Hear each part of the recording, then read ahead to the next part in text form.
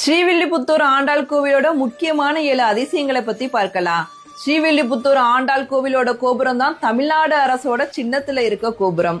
எல்லா கோவிலையும் பெருமாளுக்கு எதிரில தான் கருடாழ்வார் இருப்பாரு. ஆனா இங்க மட்டும்தான் பெருமாளுக்கு பக்கத்திலேயே கருடாழ்வார் வணங்கிய கோலத்துல காட்சி தராரு.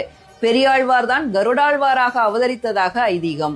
ஆண்டாள் நாச்சியார் சன்னதிக்கு முன்புறத்துல மாதவி பந்தல் இருக்கு. இந்த பந்தலுக்கு கீழ்தான் ஆண்டாள் நாச்சியார் வளர்ந்தார். இந்த பந்தல் மரத்தால செய்யப்பட்டிருக்கு. ஆண்டாள் நாச்சியாருக்கு தாத்தா பாட்டி இருக்காங்க. முகுந்த பட்டர், பத்மவலி இவங்களோட பையன் தான் விஷ்ணு சித்தர்.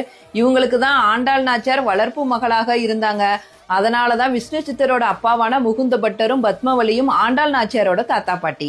ஆண்டாள் சன்னதிக்கு நேரெதிரில பாத்தீங்கன்னா வெண்கலத்தால் செய்யப்பட்ட தட்டொலி ஒண்ணு இருக்கு. கண்ணாடி அந்த காலத்துல தட்டொலி அப்படின்னு சொல்லுவாங்க. இந்த கண்ணாடியில தான் ஆண்டாள் தன் முகத்தை பார்த்து கொண்டாள். திருப்பதியில புரட்டாசி 3வது சனிக்கிழமை பிரம்மோற்சவத்துக்கு ஆண்டாள் மாலையை திருப்பதி